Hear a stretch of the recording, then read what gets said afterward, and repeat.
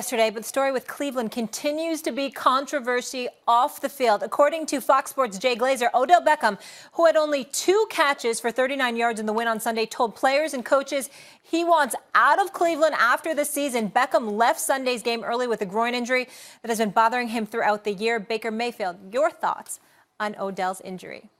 I'd say that, wasn't handled right. He's not able to run as well as he should be able to, as well as he knows, and that's frustrating for him.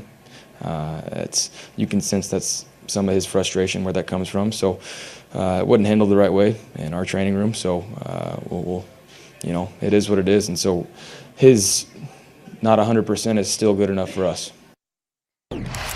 All right. Baker then clarified his comments on Twitter. My intentions were not to throw our medical staff under the bus. No, I don't know all the facts about Odell's injury. It was emotionally answered because I can sense his frustration, and I care about my team and putting us in the best position to win. Stephen A., this is a team that some people thought would be going to the Super Bowl, but instead they're in the headlines for all the wrong reasons. What is the bigger problem? Is it Baker, his mouth, or OBJ? It's OBJ, meaning Baker with OBJ. And let me explain. And first of all, Molly, for the future, I would appreciate you if you remember, because you remember a lot of things other people say. I was the one that said Cleveland ain't make the playoffs. Everybody was going. I thought that was me. No. Oh no, really? Right. This dude had him in Super Bowl contenders. You're right. I like they ain't making the playoffs. Let me do this again. Matt's the one who picked up to go to the Super Bowl. I got it. Let's Stephen A. didn't believe. You're right. Let's stick together. Cleveland made a lot of people look like fools. Let's start pointing fingers. Here's the deal. That's fair enough. Here's the deal. Odell Beckham Jr. is a problem for Baker Mayfield because Odell Beckham Jr. is illuminating the deficiencies of Baker Mayfield. The fact of the matter is you have a talent like Odell Beckham Jr. Why does this man have the numbers that he has? It is that simple. Odell Beckham Jr. has, what is it? I mean, what are we talking about here? He had 2 catches for 39 yards. 39 yards? Really? You talking about Odell Beckham Jr. here. You're talking about, and don't get me wrong, we understand that. He has 2 touchdowns on the year. He has 2 touchdowns on the year, and one of them was the second week of the season, so he's only had 1 touchdown pass in 11 weeks. And the other one was against Cincinnati. There we go. All right, and the other one was against Cincinnati. So understand something here. We're talking about one of the great talents in the National Football League at the wideout spot that can't get the ball. Now, obviously, that's about Kitchens more so than anything else. You're not targeting him in the red zone. We get all of that. But Baker Mayfield, because he continuously makes headlines, because he has more commercials than wins, more commercials than damn near as many commercials as touchdown passes. I mean, Progressive alone's got like 7 to 8 commercials with Baker Mayfield. I mean, about 7 to 8. Progressive. I mean, damn. They're talking about it's only in America. I mean, give me a break. When you complete less than 60% of your passes, you got 15 touchdowns, 14 interceptions. You just listen. I like Baker Mayfield, believe it or not. I like him as a person. I believe in him as a talent. I think there's an upside there. I think he needs to watch his mouth, particularly when you throwing your medical staff under the bus, because that's exactly what the hell he did. He threw him right under the bus. But I'm going to tell you something right now. To have Odell and Jarvis Landry with Nick Chubb in that backfield, and then Kareem Hunt got added, and you can't do anything with Odell Beckham Jr. There is no greater indictment against Baker Mayfield than that. Let me tell you what the problem for Baker Mayfield is. It's not his mouth or Odell's mouth or anything like that. It's not even Odell's injury. The problem for Baker, and I've been saying this since they got out of the gate slow, and I thought, okay, they still have time. The schedule gets soft. Let's see what happens. But here's what could undo the whole thing. I believed Odell would be fine this year if he wasn't getting the ball, because he's surrounded by ballers. If Nick Chubb is getting fed, if Kareem Hunt in the second half of the season is getting fed, if Landry's getting fed, and Njoku, but he got hurt, is getting fed, then it's got to be spread around. He gets it. They'll be winning. This is the danger for Baker Mayfield. If Odell looks at you at a certain point and goes, you're just not a baller, that's the problem for Baker. Because Odell is a baller. Like that, he's made of like football talent. So if he looks at his quarterback and is like, you're not who I thought you were as a player, forget about as a teammate, as a person, any of that stuff. As a player, then you're going to lose him. And I think just observing this from a distance, we are very close to that moment if we haven't already got it. Oh, no, you there. You're absolutely there. And I talked about this early in the season. He was targeted twice in another game early in the season. And I said, if you think Odell Beckham Jr. going to go through this season being targeted 2 times in a game, not being a prolific receiver, it ain't like we talking about a guy that hasn't proven that he can make a quarterback look better than what he really is, because he did it right here in New York.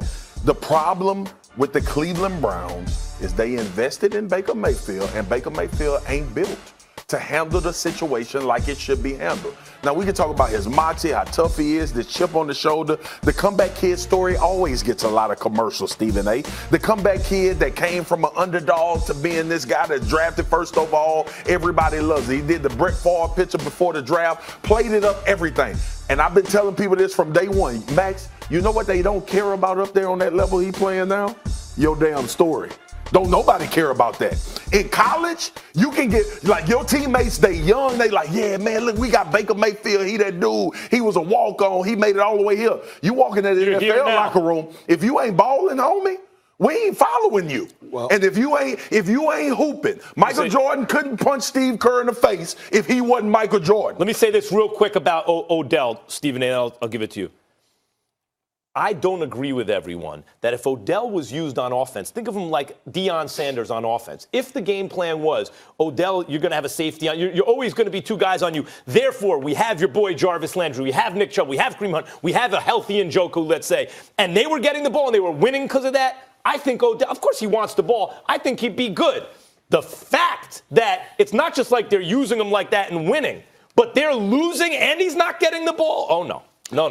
There's a couple of things that I think that y'all might be missing with all of this. First of all, let's remember, Odell Beckham Jr. didn't want to be in Cleveland. He didn't ask to go there. He wanted to go to L.A. You know what I'm saying? He didn't want to be in Cleveland.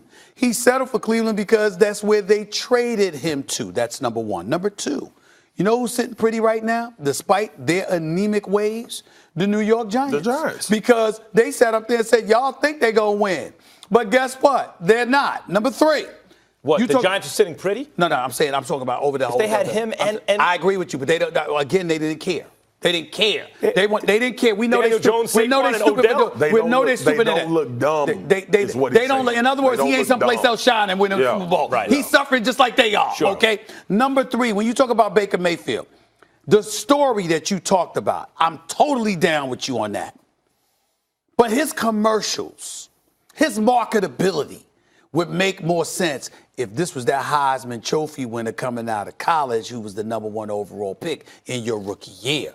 You did this for him after year 1 because he won a few games with Kitchens. The fact of the matter is that once that 1-year honeymoon is over, excuse me, there was a lot of stuff to see around the NFL with dudes that could have been marketed.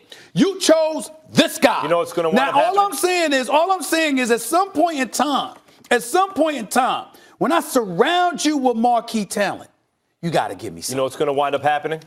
Mark my words. Bill Belichick's going to go scoop Odell for pennies on the dollar in the offseason. Bro, yes. He's going to scoop him for pennies on the dollar. And he would be happy, and he would be ecstatic. It's coming. He would be ecstatic. It's coming. He did it with Moss. He did it with Ocho Cinco. Yep. He did it with AB. What the hell make you think he won't do it with OBJ? And OBJ will go catch for 1,200. And oh, by the way, OBJ is a good guy. Yeah. He's not a bad guy. He didn't do anything wrong with anybody. By the way, when I said real quick, offensive Deion Sanders, remember, Deion wouldn't always have a ton of interceptions because they just wouldn't throw him the ball. If Odell was doing that and they were balling, it would be different because he wasn't getting the ball and everyone else is open. It's different. Patrick Mahomes led the Chiefs to a big win in Foxborough despite injuring his hand. So are the Chiefs legit Super Bowl contenders? This is the first time since 2000 someone under 25 did that in Foxborough to the Patriots.